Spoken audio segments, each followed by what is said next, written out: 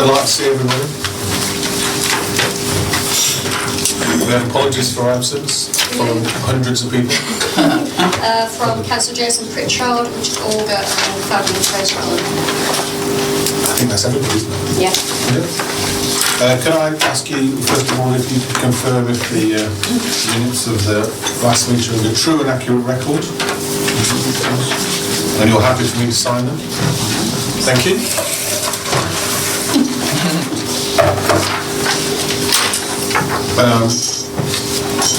Are there any interests that need to be declared from members present on any agenda item? Marvellous. Shall we go straight to item 4, internal audit strategy? Scott. Chair.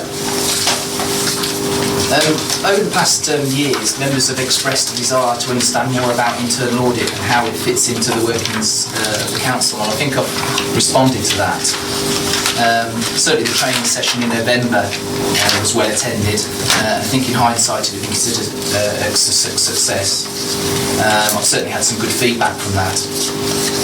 Further to that is this report, which I also hope you'll find builds on that knowledge.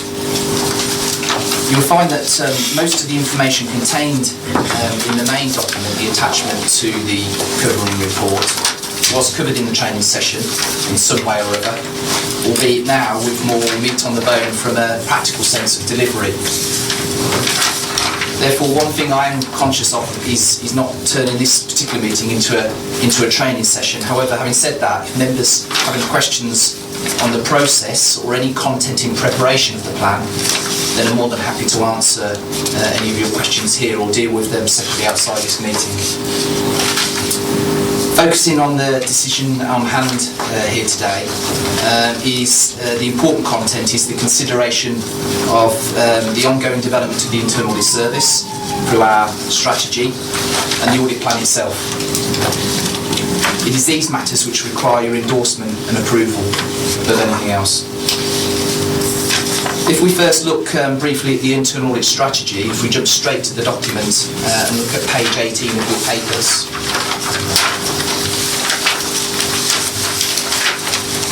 Fundamentally, this demonstrates our approach to delivering the internal audit charter, which was approved by this committee in September.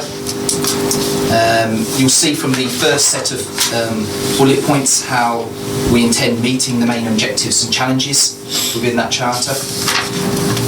And then in the second set of bullet points, what our aspirations are and activities we've got planned to further enhance our audit service. If I remind members of our mission within the Internal Audit Charter, this is to enhance and protect organisational value by providing risk-based and objective assurance, advice and insight. And it is the elements that are contained in this 2-page high-level strategy, which meets the public sector internal audit standards, to help us achieve that. I wonder if members have got any questions they wish to ask about the strategy. Members, any questions? Chair, all I wanted to say actually was I did actually think the training was fantastic, and I didn't think you could enjoy internal audit workshops so much. You all right? Thanks. Just checking. You admitted that. Despite being on corporate governance for a number of years, it still illuminates the subject wonderfully, which makes this an even easier document to read. Thank you. And any other comments? No challenges on that. Okay. Page 22, you refer to, in the section just under the table on top, you refer to where you have regular updates to ensure that managers are moving forward with the various agreed recommendations. Yeah. I just wondered, would it not be useful if that was to come to this committee? I just wonder what exactly is the role of this committee in internal audit? I mean, it feels a bit like a rubber stamp in a way, but presumably you have a rather more valuable role than that. Certainly what I try to achieve, and this is the basis of how the chair and senior management want this particular committee to run as a corporate governance committee rather than just a plain audit committee. To have that scope across the board.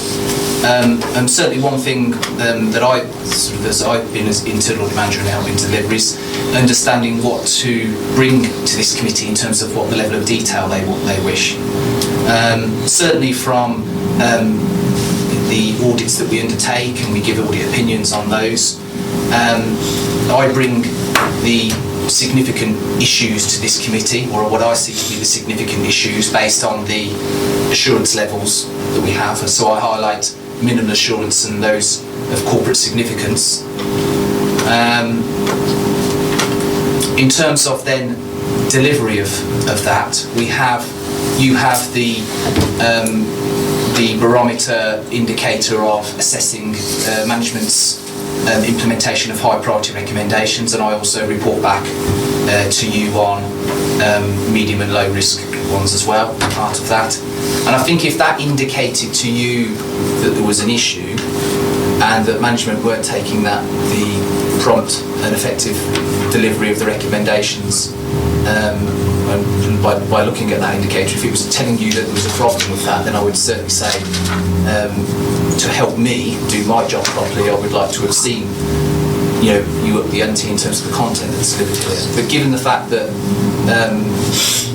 the improvements that have been made over certainly the last 2 or 3 years, both in the audit opinions and also in their management's response to the recommendations, it's not something I would necessarily recommend to this committee. But I think the wording you use, upping the ante, is quite a good one, because I've seen lots of audit committees in different places that have been quite a useful assistant in a way, I suppose, to the chief auditor, because it brings a degree of focus to managers who, having agreed to implement a recommendation, if they then don't implement the recommendation, it's not unknown for them to be asked to attend the committee and to explain. And that often works to the advantage of internal audit in being effective. But to be able to do that, you need to have the information, and that seems to me to be really key information. I'm just mindful of the fact that other councils present progress reports in a lot more detail than we do. And it's difficult to discern much of what goes on from our progress. Some do, and it's the level of detail that you wish to have here. If you'd asked me the same question 5, 6, 7 years ago, I would have said yes, and I would have been having probably a private meeting with the chair to sort of discuss how we could up the ante, as it were, on getting response to implementation of recommendations. But we've moved on a lot, and I think senior management took the bitter pill of that back then as well. And a lot of my monitoring reports to you, they do sort of give you the confidence that they are dealing with it, and I can honestly say that to you as well. It's down to the level of detail that the committee wishes to receive. To support Scott, when I was first on the committee, which is I think last century, last millennium, yeah. When the reporting came in, there was lots of things not being done. We challenged Simon and the chief executive to sort it, and to be fair to them, they've gone away, and that's now not the issue anymore. And they've worked hard with their colleagues to make sure that when commitments are made to deliver on the audit recommendations, they're delivered on, which is why we moved to the summary reporting, because the level of non-compliance plummeted from quite high to quite low over a period of about 3 or 4 years. So it's whether you take and rely upon our senior management team to continue to police that, and we would get the reporting back at summary level, and then if there are then issues at summary level, we need to do it by exception. But as a matter for the committee, but clearly we have moved on from where we were, which was almost a non-compliance position.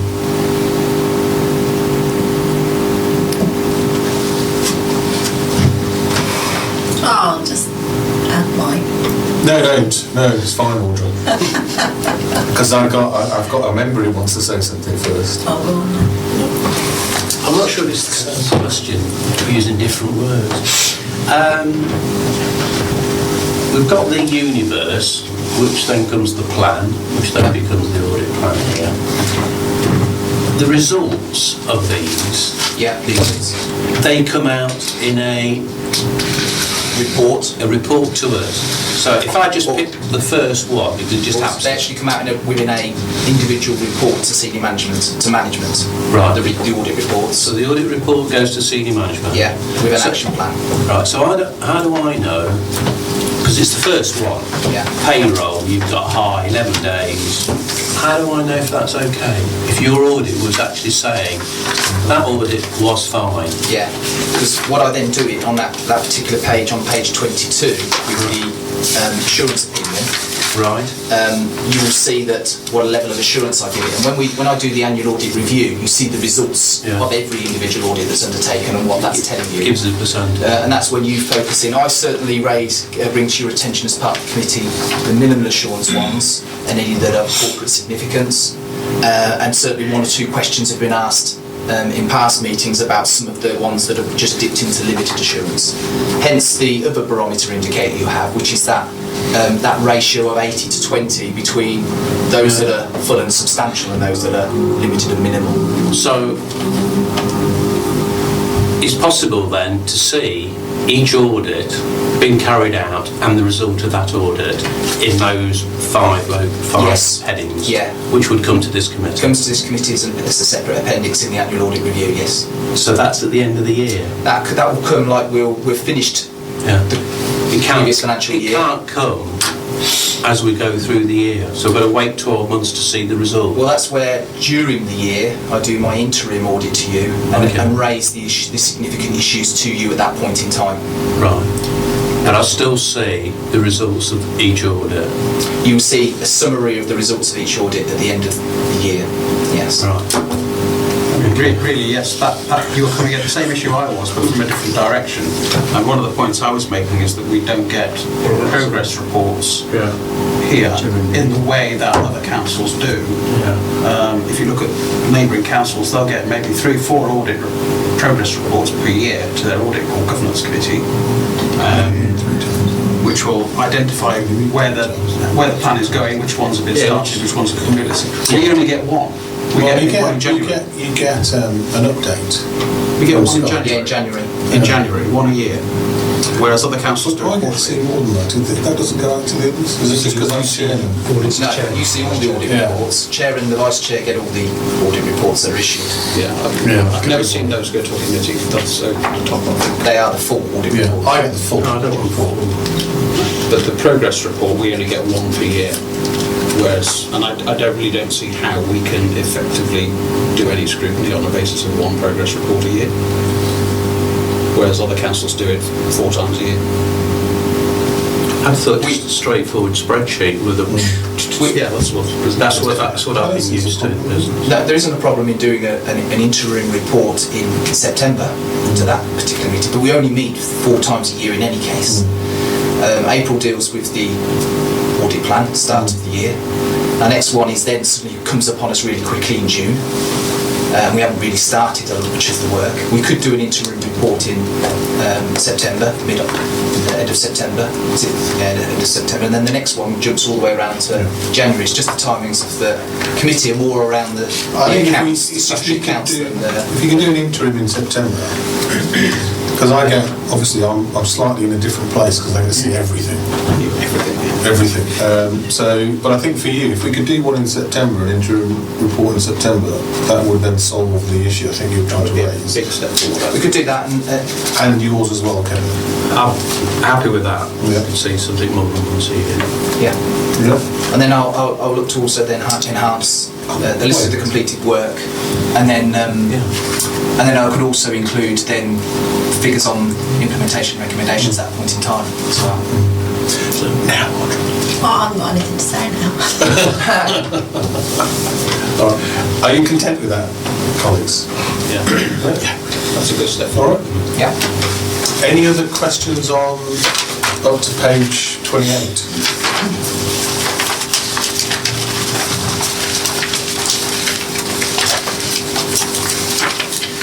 Okay.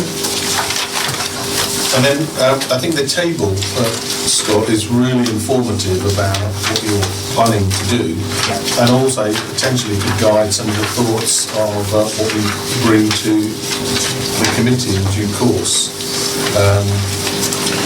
I presume everybody's had the opportunity to go through. Chair, the last audited date is 16, 17, for instance, etc. Would it be possible to have the exact date of those audits, please? The last audit date. That would be more informative. Yeah? Do you think? I mean, we know it's some time during that year. That's not a problem, is it? That's just a bit more research going back. I could do that. Once you've done it, you've got it. Haven't you? Yeah. It seems illogical not to. Does it follow if there's no date, it's never been audited? Or was it just a long time ago? In terms of when you look, I mean, we'll come to the plan now actually. Yeah. I should cover that aspect now, go through that. We've covered the strategy now. If we move on to the internal audit plan itself, which is that table from page 29 onwards.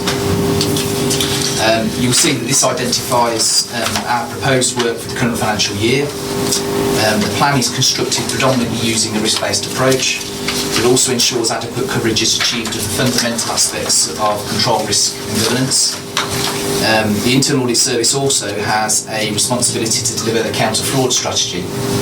And in doing so, we were able to dovetail this particular work into the audit plan to help provide further assurance to management and this committee. You may have noticed that I've also made 2 enhancements to this year's detailed audit plan. One of them is what we've discussed, which is around the last audited, and we can then certainly make that down to finalised audit report dates on those. And the other one, which is more important and helps us to achieve again the public sector internal standards, is linking our work back to the strategic risks of the authority, which ultimately support the council's corporate objectives.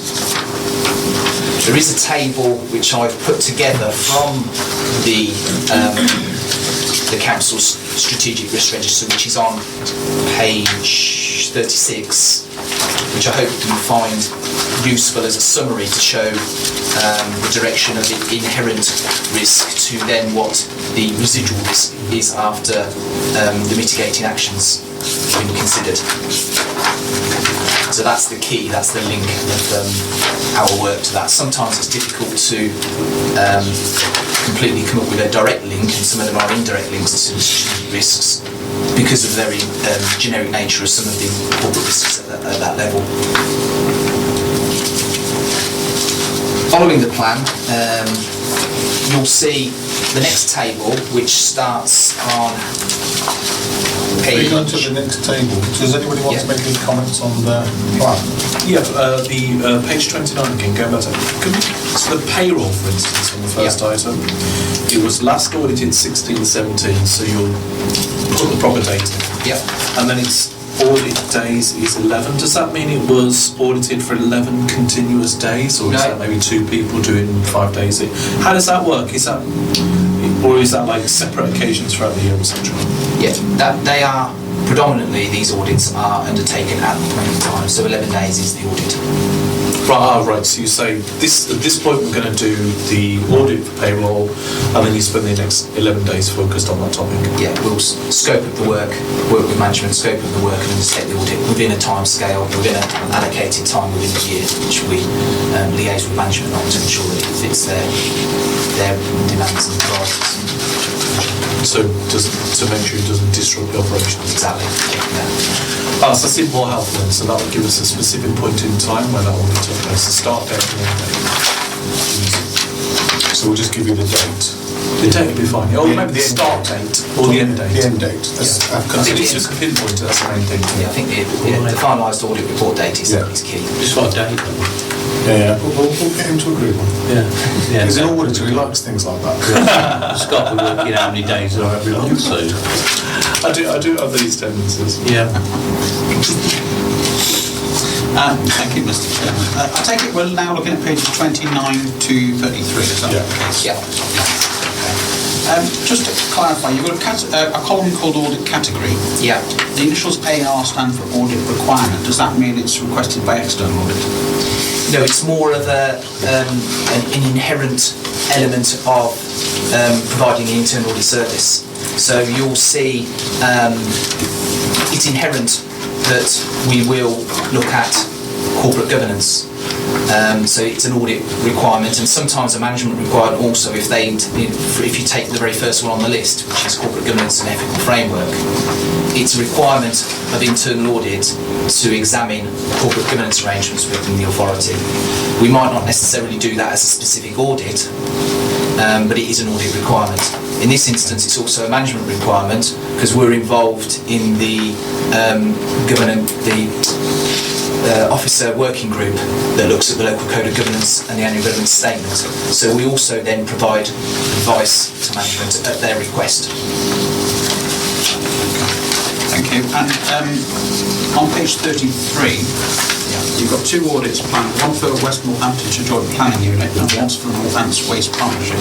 Yeah. Given that they are separate and distinct from the District Council, why are you doing those? Firstly, the West Northamptonshire Joint Planning Unit, as part of that particular arrangement, which has been in place for a few years now, within the contract or agreement, South Northampton deal with the accounting arrangements for that. Northampton Borough host the activity, and we are charged with doing the internal audit for that as part of that arrangement. But we do charge for it as well. Right. So it's a chargeable job. Okay. It's just to say it's part of the establishment of the unit under the joint committee, which is by regulation. Okay.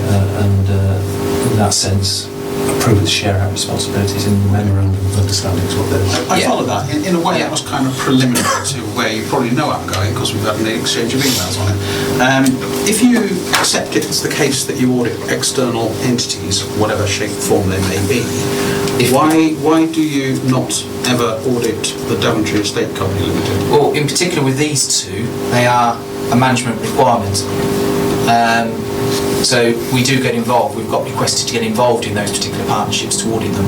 Sure. But assurance for those could come from a number of, and you could look at each authority who's a partner of that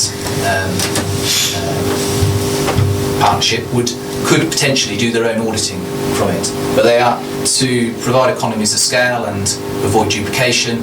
They look for one authority to do that and provide that assurance to them. So we share that assurance with all the partners. In respect of TDECL, it's a different setup to a partnership or even a contractual arrangement we might have in place. That's more a limited company, and we are, as I've provided back to you yourself, we are not obliged, I don't know whether that's the right word, but from a perspective of this authority through the accounting expectations also, we are not able to audit that. I'm not sure I would agree with that. I mean, it is, I accept, a separate entity, sort of entity than the partnerships. It's a limited company and all that. It's wholly owned by this council. It's got several £1 million worth of assets. It has a turnover of, I think, about £750,000 a year. Its employees, in inverted commas, are council officers who are doing work for the company, and its accounts, which never come to us as the shareholder, are incorporated in the council's accounts. So there is a substantial element of risk there, and yes, you don't have the right to go in, but we, the council, as the shareholder, could say, we want you to go in. So why has that never been looked at? I mean, there is a whole pile of risk. Certainly, I get what you're saying, and that's the question for you to raise in this forum like you have. But that is certainly a question for management to answer than myself. I have asked the question of management and also the CFO in her role. I mean, obviously in terms of TDECL, they are a separate legal entity and they have their own obligations in terms of being audited by their own auditors that they've appointed. And the fact that it is our officers, if you like, working on that company, and a lot of the transactions that go through, a lot of the intercompany transactions, if you like, are seen here by our own auditors, KPMG, and pulling the accounts. So we get to see the audit report in terms of issues. I'm quite satisfied that the arrangements that are in place. But the audit you're talking about is external audit. Yes. It doesn't actually do the TDECL accounts, are merely the external auditors. We're talking internal audit here. I mean, hypothetically, this is purely hypothetical, I'm sure this is not happening. Hypothetically, you could have a council officer or someone behaving corruptly within TDECL, and we would have no mechanism of ever finding out. There ought to be, I would have thought, some governance process within that company in any period of time, in any year, but particularly in the coming year, given that we're in the process of possibly winding it up, possibly disposing of all those assets. I don't know how we're going to do that, but that's happening somewhere over the course of the next several months. There is a lot of risk there which this council does not have in any way an eye on. Can I ask you some simple questions? Is it compliant with company law? Yes. And does it have a governance structure within it that the directors are accountable for? Yes. Do the directors govern in accordance with company law and that governance structure? Yes. That's your answer. As a shareholder, that's all we are. That if they're not complying with company law, then we have an issue and we can take that forward. But that's why they're a subsidiary business, and they are operating within company law with company accounting, which is different to local authority. I understand how accounting works, but they're council employees doing it, and company law doesn't cover things like internal controls and all those sorts of things. It's about methods. That's why I asked the holding good governance meetings and those sorts of issues. So if they are following good governance, which is what I asked, and it was affirmed by the financial officer, then they must be holding appropriate meetings to discharge good governance. Well, we wouldn't know because we're the shareholder, but we never ever get any reports. You're a shareholder, I suspect, of a number of other companies. Do you get that information on those companies as a shareholder? Yes. You don't? I do. And no company gives that out. You get annual reports from them. That's it. But you don't even get an annual report. Where does the annual report, the statutory accounts go? They're not statutory accounts, an annual report. The statutory accounts are the annual accounts of a company that are published at Companies House. Yeah. So you can go on Companies House and go on the Beta Companies House website and you can download the accounts for free. I know, I've seen them. Not exactly copious detail there, though, is it? Well, there'll be small business accounting if it's only $750,000 turnover a year. Okay. I accept, Mr. Chairman, you're happy with it. If I may, Chairman, as well, because obviously you've alluded and remember in terms of the confidentiality of the decision as to what we're doing in future of any assets that we hold, is that clearly it is one of our assets, and we won't be relying on the company to ensure that we get the best consideration for whatever it is we decide to do in future. We'll be having independent advice as the council, as an asset that we hold. Yeah. So the point is, I think there is no obligation to do it, but does that mean that we could request one to be done? An internal audit? Why? Following, Well, I think you've got to be careful about what's the implication of the request. And the example case study, let's call it, that was given was about corruption by an employee of the council. Let's keep that as a case study. I think we need to be very cautious about where we tread in the suggestion of why you're doing it, because there is no indication from the audit or ours that there is any wrongdoing, and I think you've had an unqualified audit ever since it's been founded. So your justification for going in needs to be quite carefully thought through if there was one required. So if there was a qualified audit from the auditors, maybe that's some justification for going in. If the accounts showed other irregularities, maybe then there would be some reason to go in. But do you think you've got to be careful about stepping into the realms of an independent subsidiary, effectively, which is amalgamated effectively into group accounting structure? So I would be very wary about asking for an internal audit of a limited company subsidiary. So basically what you're saying, if we were to request it, we'd need a justification, other than... It'd be nice to know. Yes, Nice to know is other than not nice good to, enough. nice to know, just to make sure. I was going to add, James, I think some of the assurances that are wanted, if you like, are not really the committee here per se, it's for the council as a whole when it decides to consider such setups. So, for example, corporate governance is charged with reviewing internal systems of control. And you have the distinction made between internal and By definition, standalone. it's external. It's when the council's considering such things, and that's when perhaps the question's appropriate to raise. Can we be assured of X and Y? What's the mechanism for it? And the assurance for that will be all the stuff that you can get already, which is the audit, the accounts, all the stuff that's lodged at Companies House. There's no assurance there about internal control.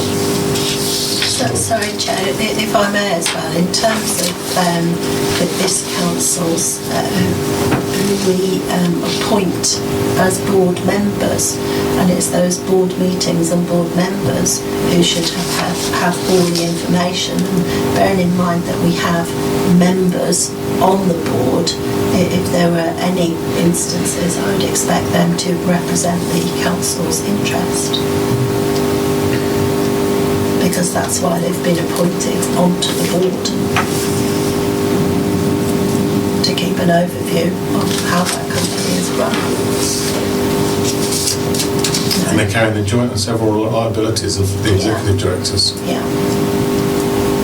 There's no difference between a member director and an executive director. So Yeah, if there's corruption, those board members should be as keen on that information as we are as the council. And they should be satisfied in terms of the way it's being run, of which it's our members appointed to the board. Can I ask but I understand that, but do they have the resources to know how it's being run? I mean, does it have its own internal audit? it doesn't need to have internal audit. A company doesn't need to have internal audit. But what, as a director, what they should be doing is satisfying themselves that they have the information adequate in order to discharge their duties. And they can request that from the company at any time. As a director, they can use company resources to seek legal advice to support them at any time. They can use their company resources to go to see the auditors at any time. That's the rights of a director. So I understand it's a very technical answer, technically correct answer, I'm sure, but does that not miss maybe the reality of the situation? I'm not suggesting there is anything, but if basically, do we know they're competent to do their work, I guess, in that respect? Well, that's a different set of questions. And if you don't think they're competent at the point of appointment, then that's when you should be challenging it. And appointments to external bodies are done at council annually, May. So that's the time to challenge whether you think those individuals are competent or not, is at the time they're appointed to the external bodies. Now, if you don't think the individuals are competent, that's a different conversation, not one for this committee. Thank you. Okay. Any other questions? Shall we move on to the next table now?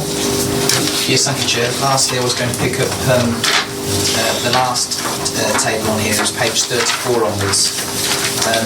Obviously, each year we've brought the annual audit plan to this committee to tell you what we're doing for the forthcoming year. As part of my assessment and bringing more information to this committee, it would be remiss of me not to highlight to members which activities we may not have covered and looked at specifically within the last 3 years.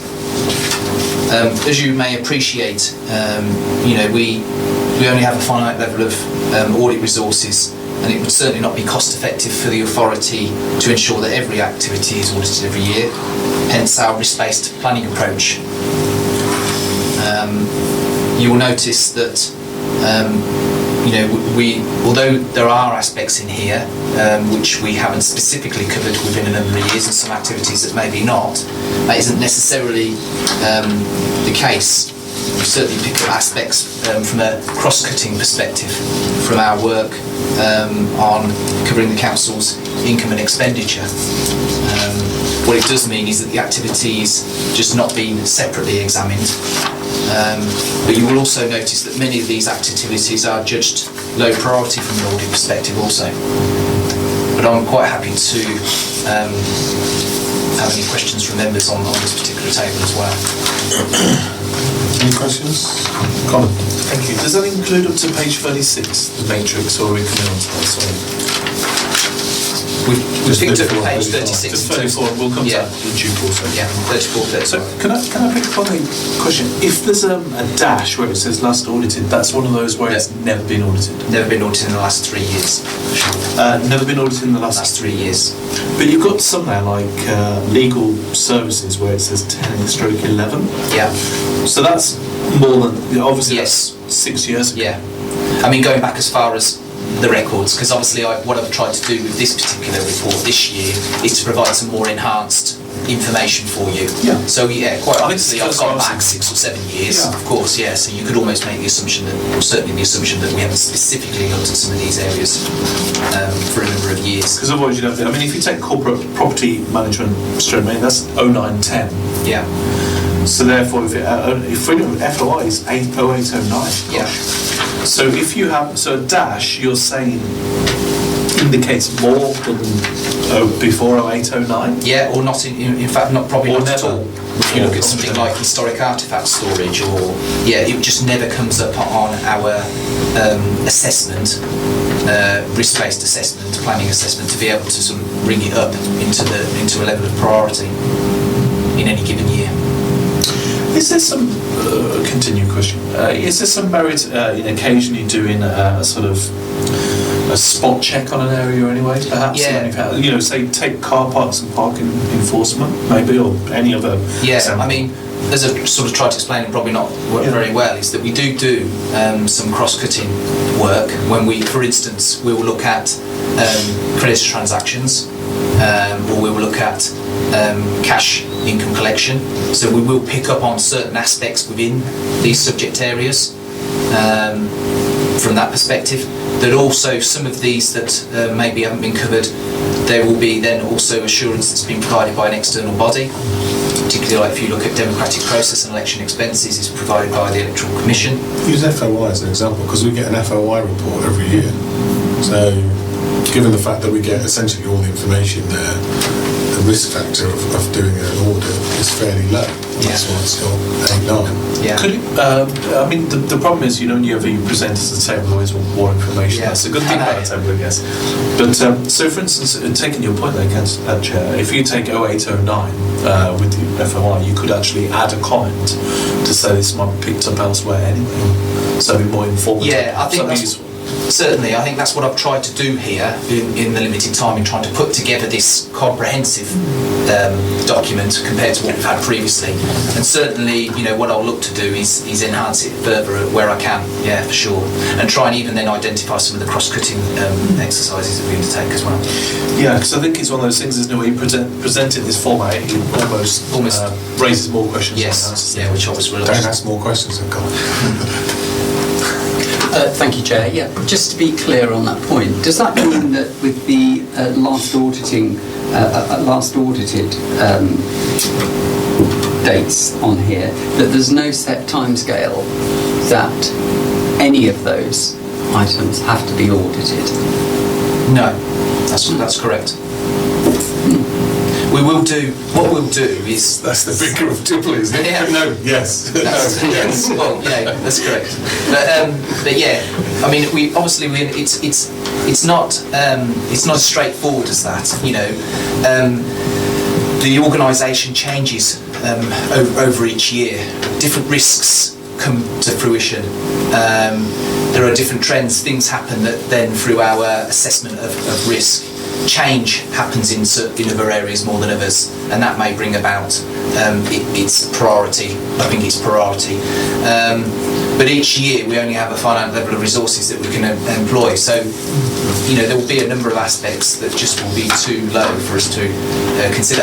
And hence, the other bit that we've now brought in, and I mentioned briefly, was around the counter-fraud strategy. If you look at, if we just go back to that section just slightly, which is on page 30. If we look at some of the activities that may appear in the table of audits that haven't been completed, for instance, travel and subsistence, which is very low down, we've done a separate fraud risk register. We've identified, from that perspective, specifically looking at risk, and that has identified some of the areas that may well be judged to be within that, within those audit areas as well, that we haven't covered for a number of years.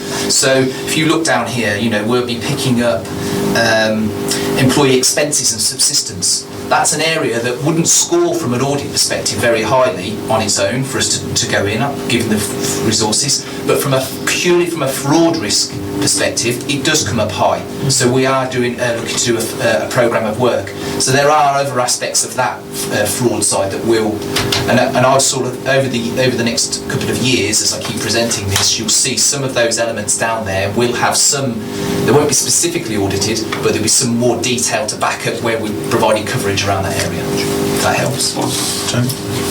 I think perhaps just to help with this issue is that there are other sources of assurance, as Scott's mentioned, and I think perhaps if we use freedom of information as an example to illustrate the point.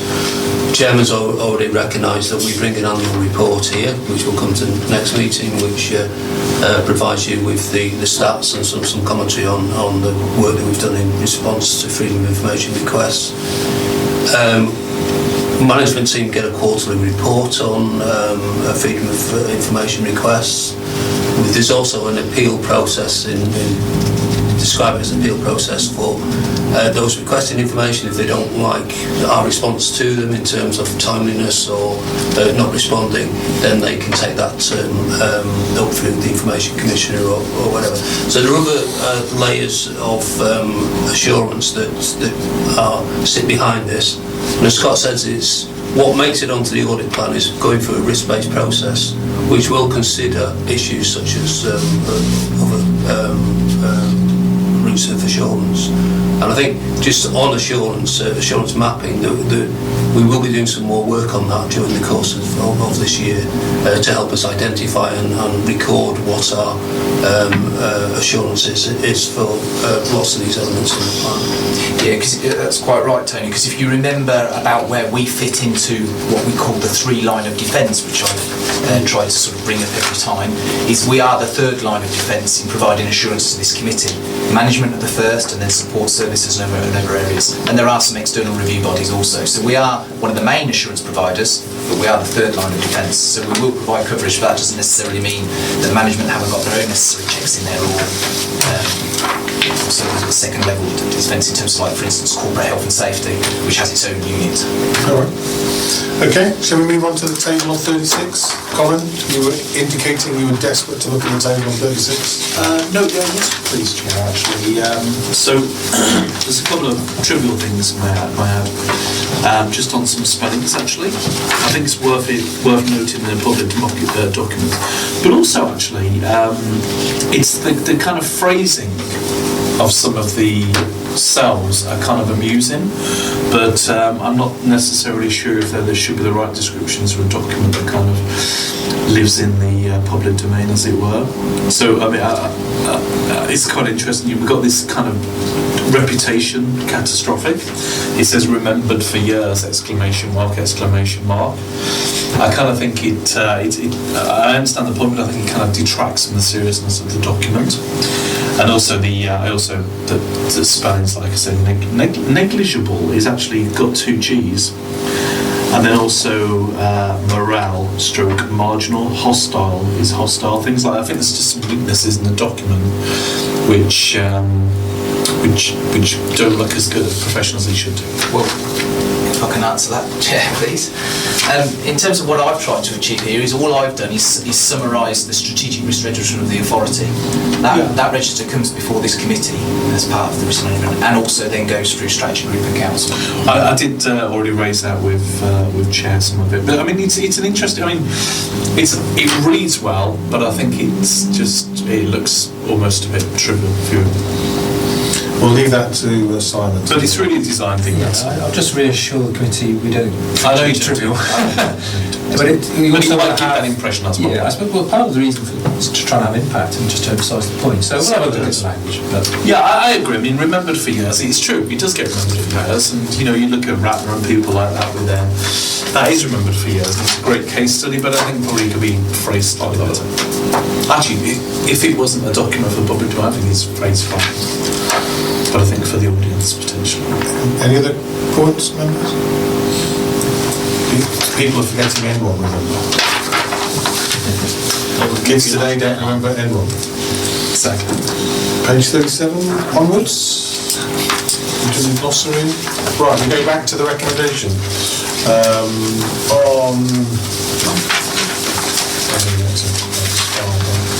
Right, the recommendation on page 9.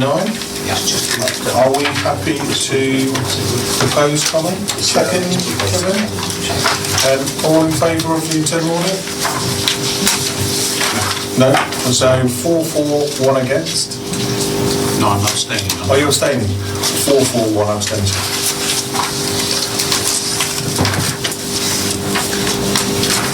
Moving then on to page 39. Oh, you want to say something now, Audrey? It's me. Just checking. Over to you, Audrey. Okay. Members will be aware, certainly in terms of the public sector internal audit standards, that we're required to do an external quality assessment once every 5 years. And I think some time ago we laid out our plans of when we were expecting to do that. I'm pleased to say this report is in line with what we said we were going to do and the timing of it.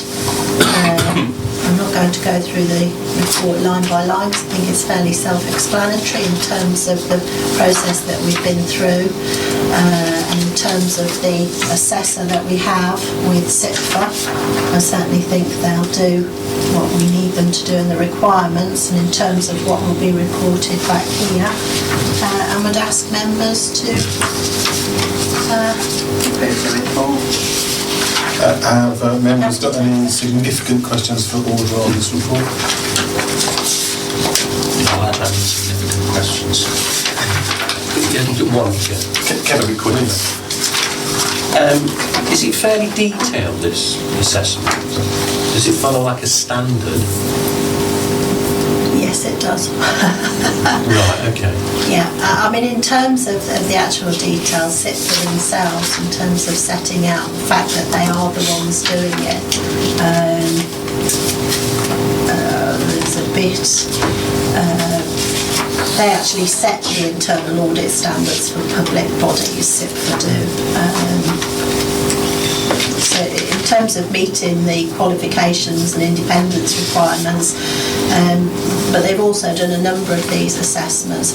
The actual, I won't go through all the detail of what happens, but it's fairly lengthy and detailed and involves a number of stakeholders, including in fact the chairman of this committee will be involved as well. So yes, it's very detailed. So we'd get some kind of report back or one line to say what...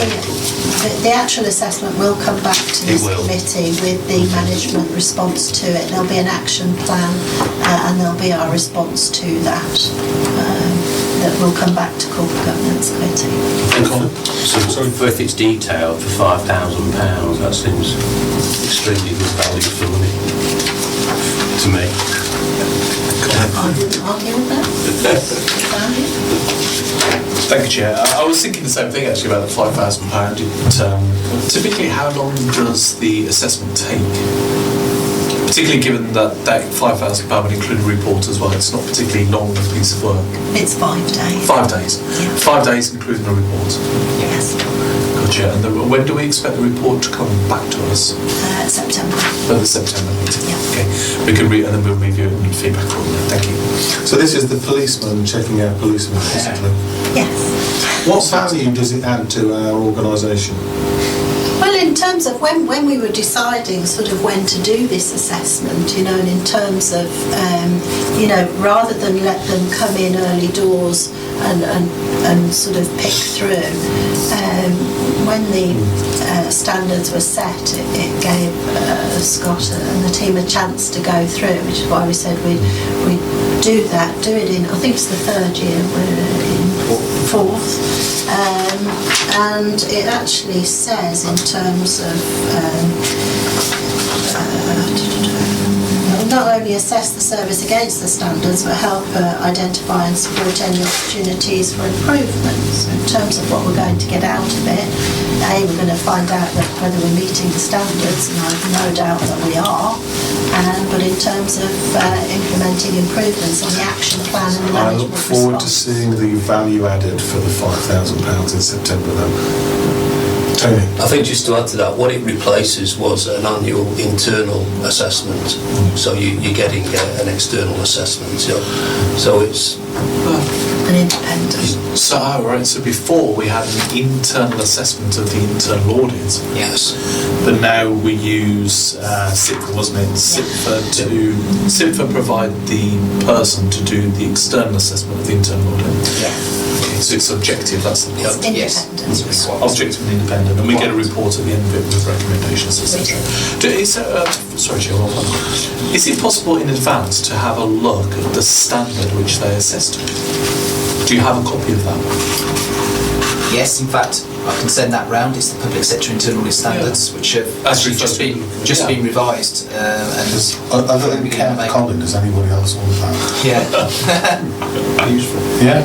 Yeah. Can't be a good Yeah. standard, Please do send it to the Yeah. committee then. Okay. I was going to say just Colin, but as everybody else has I'm happy indicated. to do so.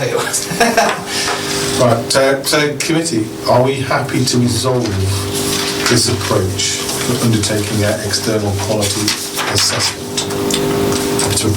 Colin, Kevin? Happy to? Happy. Yeah. Are we all happy? Agreed.